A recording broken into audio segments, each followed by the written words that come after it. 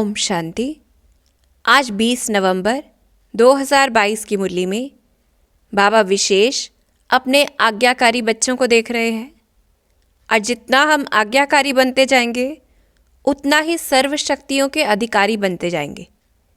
ये अव्यक्त मुरली 20 दिसंबर 1992 की है और इसमें बाबा हमें बता रहे हैं कि हम शक्ति सेनाएं किस प्रकार से हैं और सर्वशक्तिमान बाप अपनी शक्ति सेना को देख भी रहे हैं।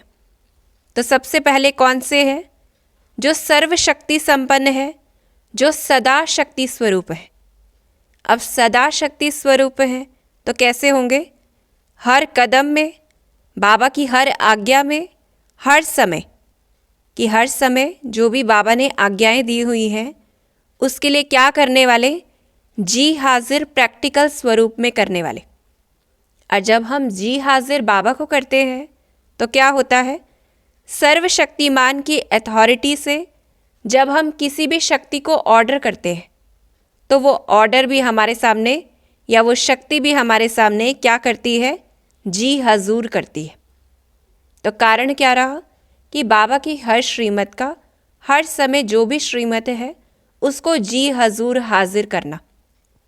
फिर दूसरे कैसे बाबा ने बच्चे देखे जो कैसे हैं? शक्ति संपन्न है, यानी कभी कभी शक्ति स्वरूप है और कभी कभी शक्ति स्वरूप है। कारण क्या है कि जो सहज लगता है, यानी हम क्या करते हैं? मुरली में से फिल्टर लगा देते हैं कि कुछ चीज़ें जो हम कर सकते हैं, कुछ चीज़ें हमें मुश्किल लगती हैं। तो क्या करते हैं? जो सहज लगता है वो करते हैं और जो मुश्किल लगता है वो नहीं करते हैं। और फिर उसका रिजल्ट क्या होता है? जब हम ऑर्डर करते हैं तो हर वक्त शक्ति हाजिर नहीं होती है। ये कहें हमारा मैजिक हर वक्त काम नहीं करता है। तो जब ऑर्डर किया शक्ति हर वक्त हाजिर नहीं होती है। तो जैसे बाबा कहते कारण क्या रहा? प्रैक्टिकल में वो चीज़ की नहीं जो बाप चाहते हैं हमसे, कि कुछ किया कुछ नहीं किया, कभी हाजिर हुए कभी नहीं हुए। और जिसे हम अधिकतर क्या कहते हैं कि हम चाहते तो हैं ये काम करना, हम चाहते तो हैं कि हम शांत रहें, लेकिन हमें गुस्सा आ जाता है। हम चाहते तो हैं कि हम नहीं सोचें, लेकिन अपने आप हमारा संकल्प चलता है। और जैसे बाबा ने उदाहरण दिया कि कोई परिस्थिति है उसमें समाने की शक्ति चाहिए, तो हम चाहते हैं कि हम सोचते भी हैं हम तो विजय हो जाएंगे, लेकिन 10 परिस्थितियों में तो समा लेंगे, पर 1-2 बार ऐसा क्या होगा कि चाहते हुए भी समा पाएंगे नहीं। तो चेक करें हम कि श्रीमत में हम कितना फिल्टर लगाते हैं, क्योंकि उसी आधार पर शक्तियाँ मिलेंगी। फिर आगे जैसे बाबा कहते कि सर्वशक्ति संपन्न बच्चे की निशानियाँ क्या है? कि 2 तरह के बच्चे हैं, एक सर्वशक्ति संपन्न है, एक सिर्फ शक्ति संपन्न है। तो सर्वशक्ति संपन्न कैसे हैं? जो यथार्थ शक्तिशाली याद में रहते हैं। ये एक और आधार। पहला आधार क्या था कि बाबा को हाँ जी करना। दूसरा आधार क्या है? जितना हम शक्तिशाली याद में रहेंगे, यानी निरंतर कर्म योगी होंगे, तो क्या होंगे? सर्वशक्ति संपन्न होंगे। और जितना निरंतर कर्म योगी होंगे तो क्या होगा? जिस समय हम याद में बैठे होंगे, जिस समय हम कर्म कर रहे हैं और संबंध संपर्क में हमेशा, कि बाबा कहते सिर्फ याद का नहीं या सिर्फ कर्म का नहीं, तीनों में या हमेशा कैसा होगा? खुशी महसूस होगी। और कैसा होगा? जो सदा सफलता महसूस होगी। सफलता मतलब कि जो शक्ति हमें जिस समय चाहिए वो उस समय हाजिर हो जाए, तो सदा सफलता होगी, शक्ति अनुभव होगी। और हमारी जो याद होगी वो सेवा प्रति होगी, कि सिर्फ अपने लिए नहीं, अपने काम में नहीं, क्योंकि बाबा कहते अपने लिए यूज़ किया उसका क्या फ़ायदा, दूसरों के लिए यूज़ करना। तो हमारी याद कैसी होगी? जो हम संगठन में प्लान भी बनाते हैं, संगठन में योग करने का प्लान बनाते हैं, तो वहाँ क्या है? सेवा प्रति वो प्लान बनाना, सेवा प्रति वो करना। और क्या होगा? क्योंकि हम याद में हैं, क्योंकि हर वक्त हम शक्तिशाली याद बाबा से ले रहे हैं कि वो शक्तियाँ खींच रहे हैं, तो कैसा होगा? वो मोहब्बत वाली याद होगी, मेहनत वाली नहीं। फिर दूसरा कैसा है? जो बाबा कहते कि दूसरे कैसे हैं? जो सिर्फ शक्ति संपन्न है, तो वो बाप के सामने रॉयल रूप में कैसे बन जाते हैं? भक्त के रूप में आते हैं। और भक्त के रूप में कैसे होते हैं? फिर कि खुद को सबसे पहले तो जस्टिफाई करते हैं। जैसे बाबा ने कहा, समा अगर हम नहीं सके, कोई शक्ति हमसे यूज़ हो नहीं सकी, तो कैसे जस्टिफाई करेंगे अपने आप को कि मैंने कोई खास नहीं वो किया। हम कहेंगे मैंने कोई ज़्यादा गुस्सा नहीं किया, मैंने तो बस एक दो हल्का सा बस इशारा ही किया। तो इस प्रकार से कुछ ना कुछ जस्टिफाई करते हैं। और क्या करते हैं, भक्ति करते हैं तो भक्ति में क्या होती है, मेहनत होती है। बाबा कहते फिर और क्या करते हैं, पुकारते रहते हैं कि हमें यह दे दो, तो ये पुकार चलती रहती है। और क्या होता है कि कोई विघ्न आता है तब विशेष बाबा को याद करते हैं। जो बाबा कहते हैं अपने लिए याद करते हैं, मांगने के लिए याद करते हैं, और नहीं तो अलबेले रूप में रहते हैं। कि अलबेले रूप में किस प्रकार से रहते हैं कि हम तो हैं ही बाबा के, और कौन है। तो इस प्रकार से बाबा कह रहे हैं जब हम ऐसे होते हैं तो सफलता या विजय या सर्व प्राप्तियां वो नहीं मिलती हैं। क्योंकि हमें क्या करना चाहिए, सहज याद, ऐसी याद जो सदा निरंतर रहे। बाबा वो चाहते हैं हमसे, और ऐसा जो सदा हाजी करे। तो विशेष अटेंशन दो चीज़ों पर, एक तो हाजी करने पर और एक याद पर। फिर जैसे बाबा कह रहे हैं कि एक तो है स्व की कमज़ोरी भरने के लिए याद में बैठना, और एक सेवा प्रति बैठना। तो दोनों में अंतर हो जाता है कि बच्चे भागते तो बाप के पास ही हैं, अधिकार भी बाप पर रखते हैं, लेकिन रूप कैसा होता है, रॉयल भक्त वाला होता है।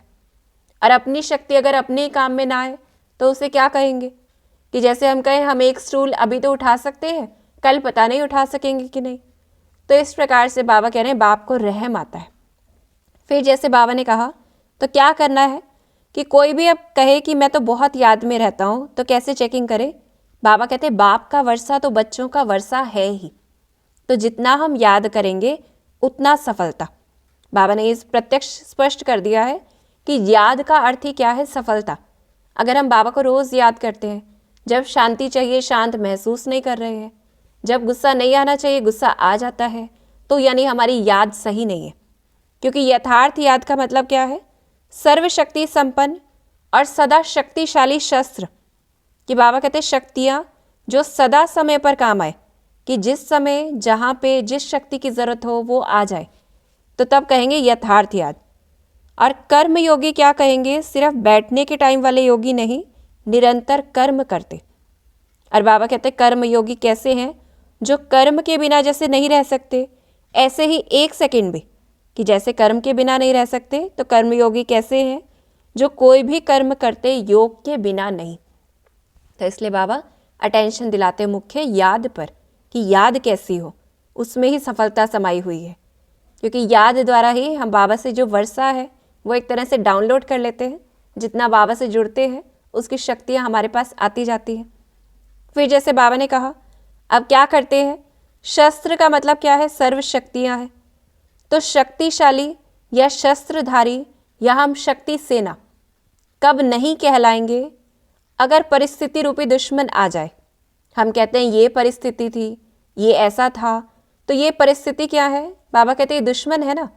तो ये दुश्मन आ जाए और हम क्या कहें, तलवार चले ही नहीं, या हमें याद ही नहीं आए कि हमारे पास कुछ तलवार भी है, या हम ये कहें तलवार तो काम ही नहीं करती है, तो बाबा कहते फिर शक्ति सेना नहीं कहलाएंगे। और बाबा ने फिर रिजल्ट भी देखी कि 3 प्रकार के बच्चे देखे। एक तो ऐसे हैं जो समझते भी हैं और थोड़े समय में सोचते भी हैं, लेकिन उस समय ठीक नहीं कर पाते उस सिचुएशन को, यानी कि अपनी स्थिति को ठीक नहीं कर पाते, शक्ति स्वरूप नहीं बन पाते। दूसरे क्या हैं, जो समझते हैं लेकिन समस्या पूरी होने के बाद फिर सोचते हैं कि ये तो मैंने राइट नहीं किया। और तीसरे तो महसूस ही नहीं करते कि हम कुछ गलत भी करते हैं, कि वो तो सिद्ध करते रहते हैं कि हम ही राइट हैं। तो चेकिंग करें, अगर हम दूसरी और तीसरी श्रेणी में आएंगे तो वहाँ तो परिवर्तन हो ही नहीं पाएगा। दूसरी श्रेणी में तो परिवर्तन बहुत लेट होगा। तो पहली श्रेणी में आते हुए हमें ये देखना है कि जैसे ही हमने परखा कि हम कुछ गलत कर रहे हैं, एक तो परिस्थिति आई तभी हमें परख हो कि हमें क्या करना है, फिर जैसे ही परखा उसी समय हम परिवर्तन कर सके। लेकिन मुख्य आधार क्या है, योग है। और जैसे इसको हम देखें, जैसे बाबा ने कहा कोई परिस्थिति आई, उसमें हम लोग क्या कहते हैं अधिकतर कि किसी ने झूठ बोला तो हमने गुस्सा किया, या उसने गुस्सा किया इसलिए मैंने भी कर दिया, उसने गलत बोला, या हम क्या कहेंगे कि मेरे शरीर में दर्द था ना इसलिए मैं उदास थी, वरना तो मैं उदास होती नहीं। यानी परिस्थितियाँ क्या हैं, दुश्मन है। अगर हम उस समय वार नहीं करते हैं, यानी उस समय ज्ञान का यूज़ नहीं करते हैं, तो हम शक्ति सेना नहीं कहला सकते। तो ये चेकिंग करनी है। एक तो अलर्ट होना चाहिए, जैसे सिपाही के लिए कहा जाता है, अलर्ट चाहिए और स्वमान याद रहे कि हम कौन हैं। हम मास्टर सर्वशक्तिमान शक्ति सेना है और परखना है। फिर योग पर अटेंशन देना है।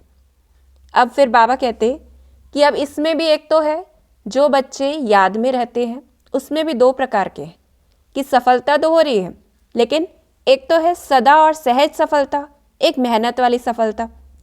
तो सदा और सहज सफलता कैसे होगी? जितना हम निर्वाण स्थिति में रहेंगे, कि निर्माण मान रहित, कि मान का भाव नहीं हो, जो भी सेवा है जो भी कुछ है वो बाबा करवा रहे हैं, इस भाव से जब हम करेंगे तो सहज सदा सफलता होगी, विजय रत्न बनेंगे। लेकिन कभी निर्माण बनेंगे, कभी खुद का अभिमान आ जाएगा, तो मेहनत होगी और थोड़ा थोड़ा सहज भी होगा कि सफलता मिल जाएगी, लेकिन मुश्किल से मिलेगी। तो इस पर अटेंशन देना है। बाबा ने कहा निर्माण जितना बनेंगे, इसी से स्व को भी मान मिलेगा, सभी के द्वारा मान प्राप्त होगा और सभी आत्माएं हमारी विशेषता और प्यार में झुकेंगे जितना हम निर्माण रहेंगे। तो इस पर अटेंशन देना है। पहला तो हाजी पर, दूसरा बाबा ने कहा योग पर, और तीसरा निर्माण होकर कार्य करना है कि जो कर्म योगी बनेंगे निर्माण होकर। अब कर्म योगी बनेंगे तो किसको सैंपल रखेंगे? बाबा ने कहा फॉलो फादर करना है।